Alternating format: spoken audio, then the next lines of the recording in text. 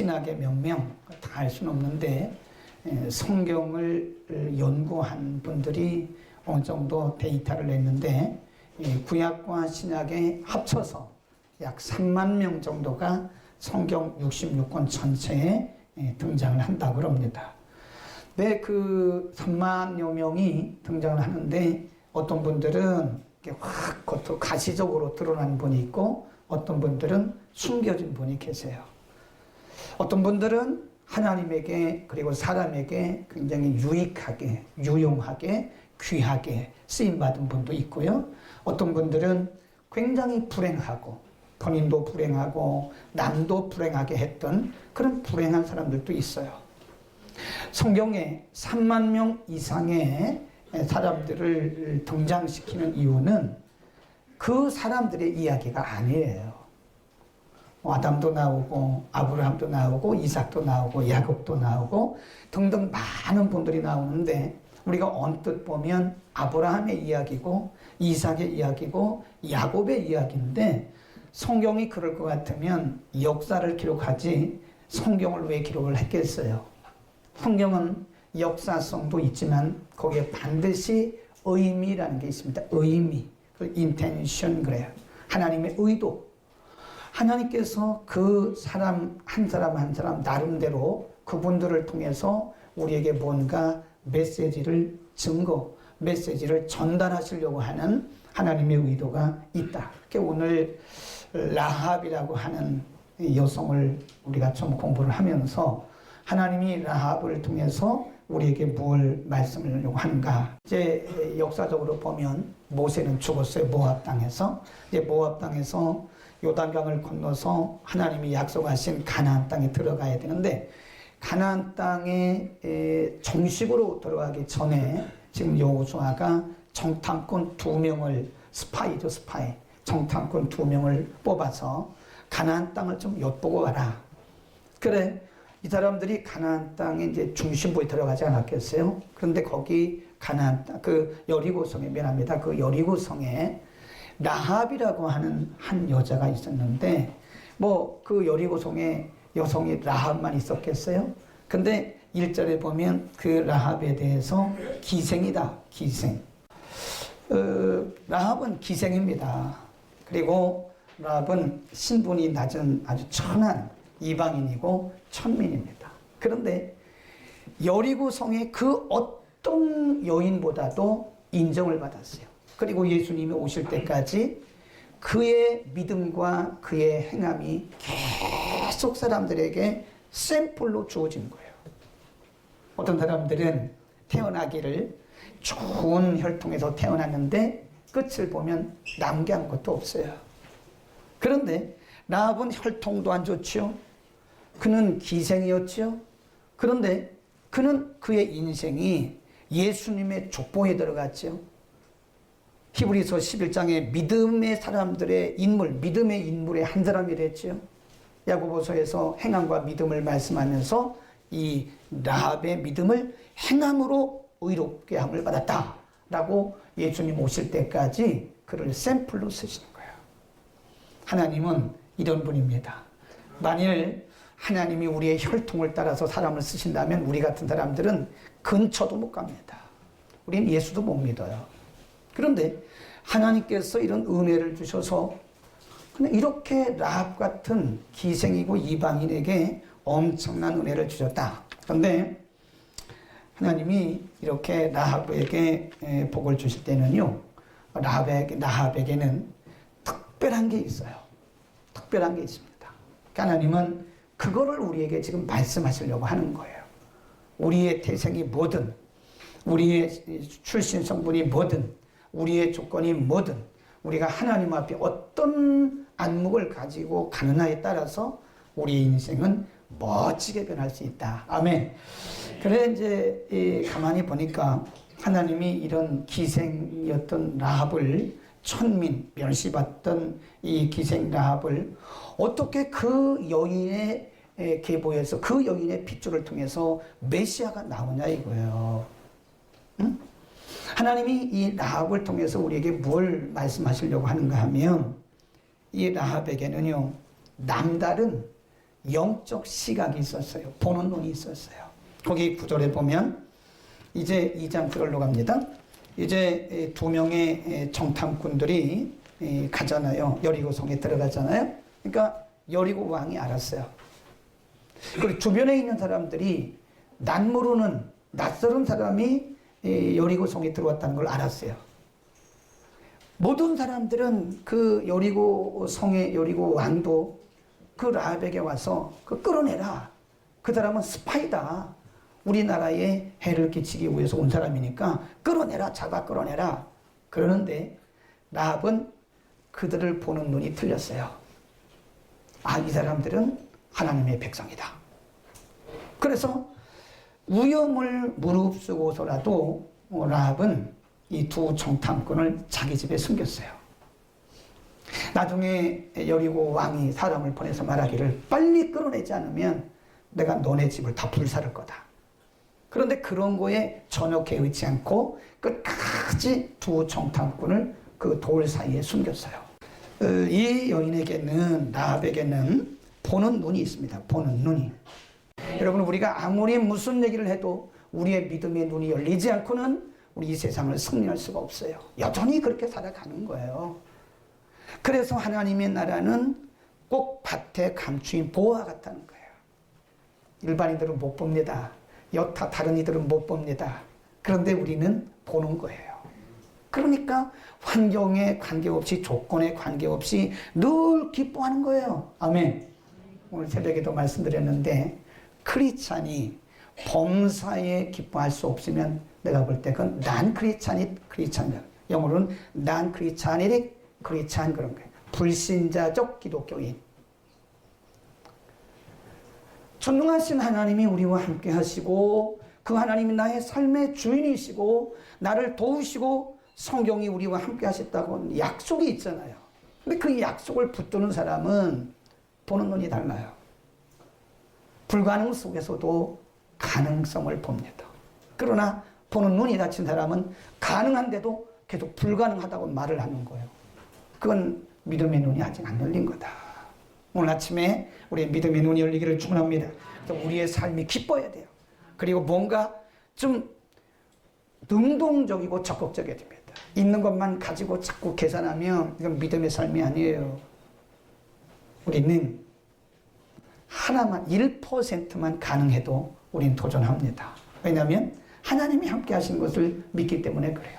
그러나 불신앙의 시각을 가진 사람은 90%가 가능하고 10%가 불가능하도 도전하지 않습니다.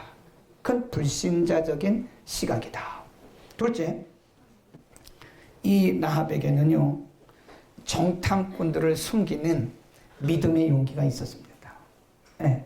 그러니까 아무리 그 사람들이 하나님의 백성이고 이제 하나님의 백성들이 여리고 성을 향해서 온다는 것을 알고 두려우신 하나님이 그들의 하나님이라는 것을 알았어도 만일 라합에게 용기가 없으면 정탐꾼을 못 숨겼어요. 여리고 왕에게 붙잡히면 죽어요. 근데 죽음을 불사하고서라도 그가 정탐꾼들을 숨길 수 있던 것은 그에게는 믿음의 용기가 있었기 때문에 그런 것입니다. 라합이 분명히 야고보서 2장 25절에 라합에게는 행하는 믿음이 있었다 그래요. 그러니까 이론적으로는 뭐 어쩌고저쩌고 다 알아요. 그런데 우리의 손과 발이 움직이지 않으면 nothing happen. 어떤 일도 일어나지가 않아요. 성경이 라합을 기생입니다. 그는 천민입니다. 이방인입니다. 사람들에게 멸시받고 무시받았던 사람입니다. 근데 그 여인을 통해서 예수님이 태어나셨어요. 히브리서 11장에 예수님 오실 때까지 모든 사람들에게 샘플로 주어진 믿음의 사람 중에 한 사람이 기생 라합이에요. 그 왜 그러냐? 그에게는 행하는 용기가 있던 거예요. 용기. 아멘. 우리 이름을 다 용기로 바꾸자고. 용기. 저는 김씨니까 김용기. 조씨 있어요? 그럼 여러분 조용기. 박씨 있어요? 박용기. 네. 김용기. 저는 김용기예요. 아무리 우리가 머리로 알아도 행동으로 옮기기 전까지는 nothing happen. 어떤 일도 일어나지 않아요. 일어나지 않습니다. 우리가 가지고 있는 믿음이 용기 있게 행동으로 옮길 때 드디어 거기에 열매가 맺혀지는 것이다. 다른 사람들은 뭐 혹시 알고 있었는지 대부분 몰랐는데 혹시 알고 있다 할지라도 그들은 그 정탐꾼들을 숨기거나 거기에 대한 액션을 취하지 않았어요. 오늘 우리가 하나님을 믿는다고 말하고 성경을 믿는다고 말하고 성경을 안다고 말하는데 우리를 통해서 능력이 나타나지 않는 것은 우리가 행하지 않기 때문에 그런 겁니다. 시도를 하고 액션을 취하니까 되더라고요. 하나님이 되게 하시는 거야. 아멘. 우리가 머리로만 알지 말고 생각만 하지 말고 그냥 뭐 보고만 있고 그러네 이렇게 이론적인 신앙 갖지 말고 머리 신앙 갖지 말고 우리가 믿음을 가지고 도전하는 그런 믿음의 용기가 이 여인에게 있었다는 것입니다. 마태복음 13장 아까 말씀드렸던 그 천국 비유에 보면 천국은 마치 밭에 감수인 보화와 같으니 어떤 사람이 가다가 밭에서 보화를 발견했어요. 거기서 끝난 게 아니에요. 그리고 그 땅을 덮어두고 갔어요. 집에 돌아가서 자기 재산을 일부를 팔았어요. 맞아요? 성경을 봐야 알지. 다 팔았다 그래서 다. 집에 돌아가서 자기 재산의 일부를 판 게 아닙니다. 의심 없으니까 분명히 거기에 그 밭 속에 보화가 거기 감춘 걸 알았기 때문에 1%의 의심도 없어요. 그러니까 집에 가서 자기 재산을 싹 팔았어요. 여러분 같이 머리가 좋은 분들은 제가 볼 때 6대 4쯤 할 겁니다. 그래서 60% 남겨두고 40% 팔았을 것 같아. 그건 믿음의 온전한 믿음이 아니에요. 집에 돌아가서 자기 재산을 뭐 어떻게 팔았어요? 다 팔았어요. 자기 재산을 다 팔았어요. 그리고 그 밭을 샀어요. 이거를 우리가 믿음의 행위, 믿음의 결단 그러는 겁니다. 미안하지만 이런 믿음의 결단이 없이는 우리의 믿음은 여전히 계속 쳇바퀴 돌아가는 거예요. 다람쥐 쳇바퀴 돌아가는 거예요. 5년 전이나 10년 전이나 지금이나 뭐 똑같아요. 왜 그러냐? 행하는 용기가 없는 거예요. 거기에 그냥 항상 거기에요. 다람쥐 쳇바퀴 돌아가지 변한 게 없는 거예요. 하나님은 여전히 살아계시고 말씀도 여전히 능력이 있는데 우리는 왜 그렇게 능력 없는 삶을 사냐 이거예요.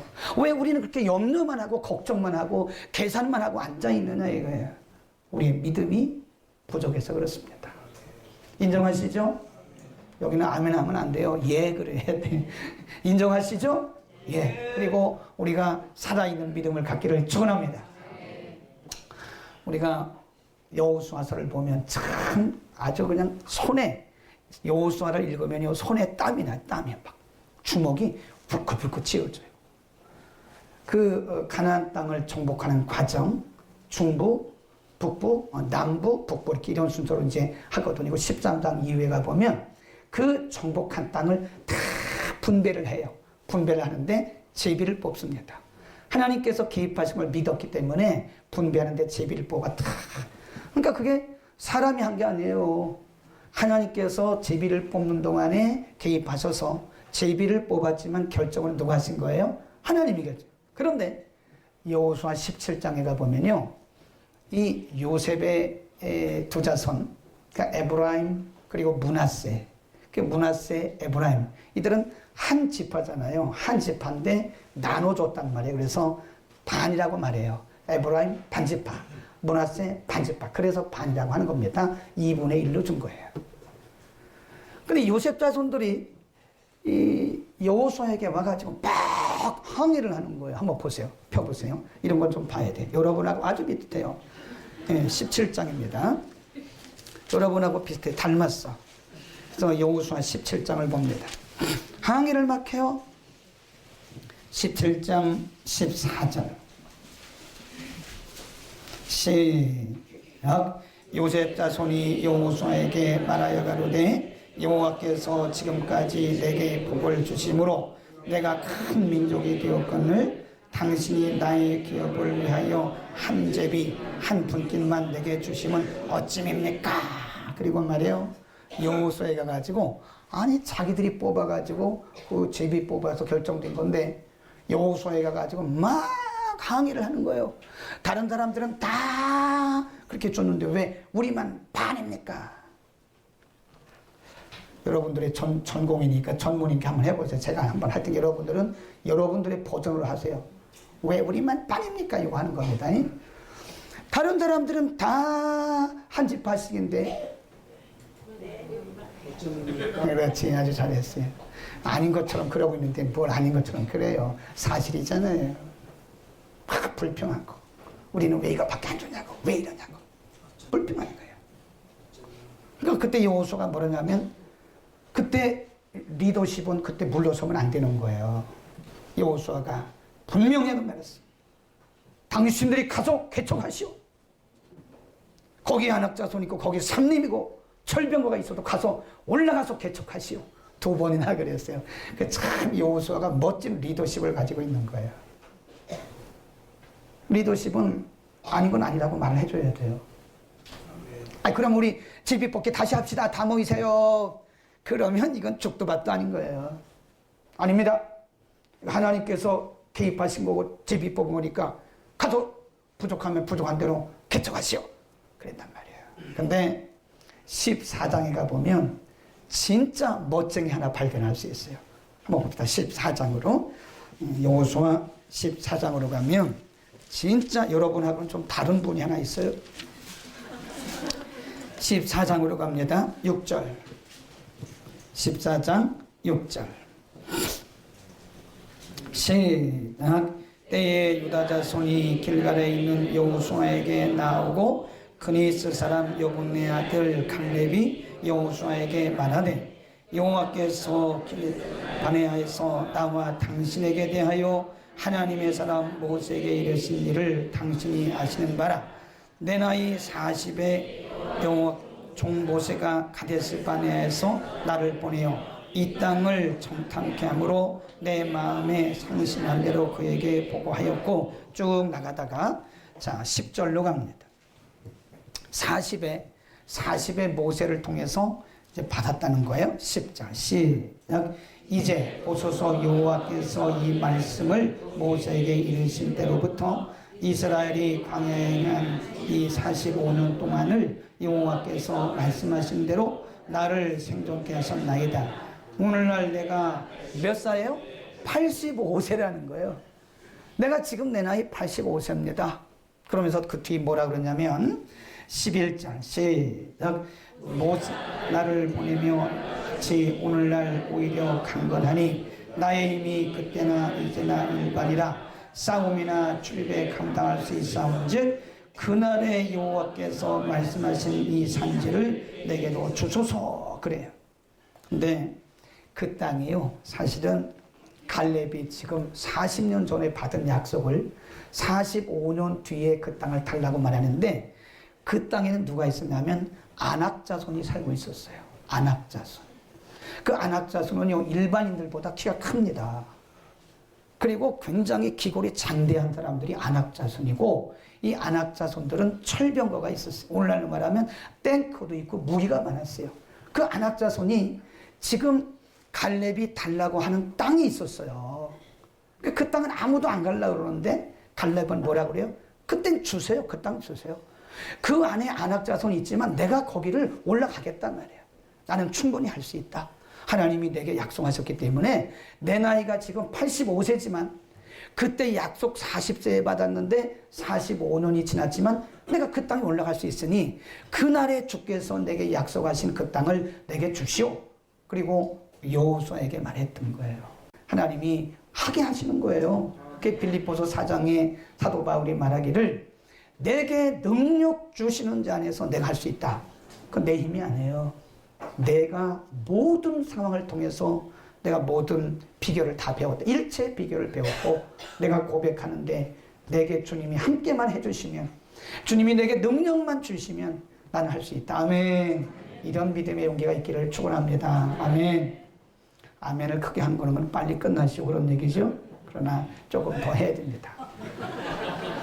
아멘 아무리 크게 해도 하나 할 건 더 해야 돼. 라합이 정말 멋진 게 왜 성경의 기생이요 이방인이요 천민이었던 사람을 예수님의 족보에 넣고 그런 라합을 왜 믿음의 사람으로 하나님이 쓰셨냐? 그에게는요 순종하는 마음이 있었습니다. 하나님이 제일 기뻐하시는 게 순종이에요. 오늘 전도사님도 기도하셨지만 순종이 제사보다 훨씬 낫습니다. 우리가 아무리 예배를 드려도 불순종하면 그 예배는요 예배가 아닙니다. 우리가 성경을 100번 읽었어도 그 말씀에 불순종하면 아닌 것만도 못합니다. 우리가 기도, 교리에 대해서 별걸 다 알고 있어도 하나님의 말씀에 순종하지 않는 것은 그건 하나마나 그겁니다. 순종이에요.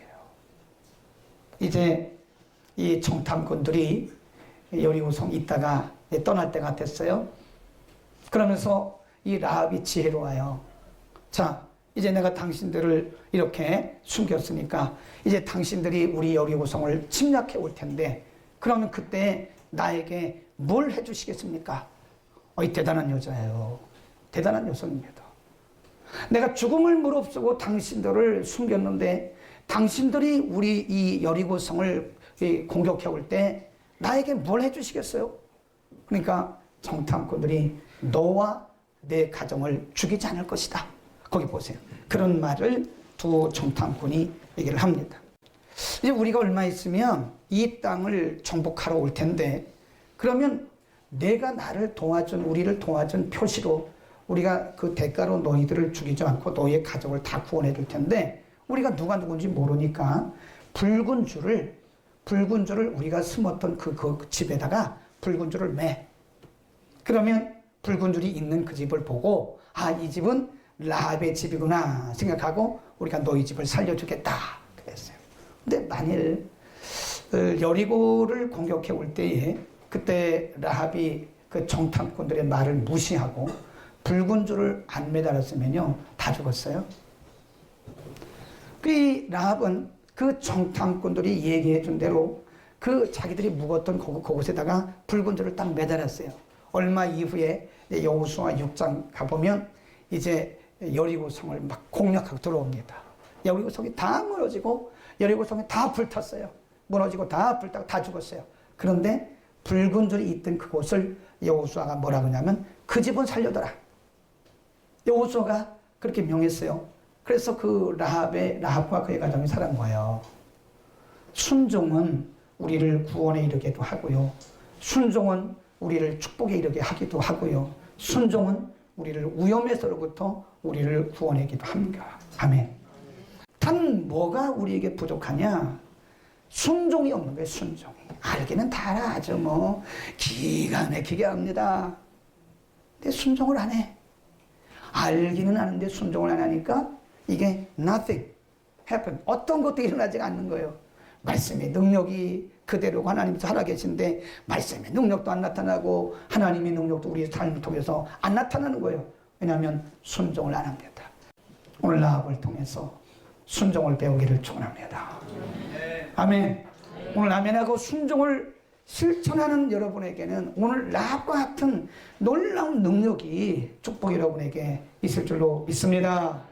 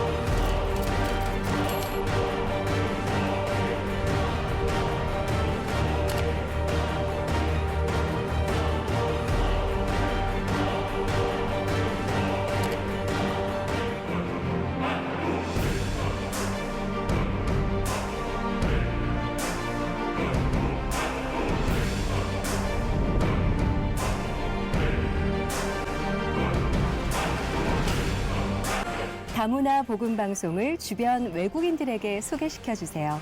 복음을 땅끝까지 흘려보내는 시작이 될 것입니다. 샬롬.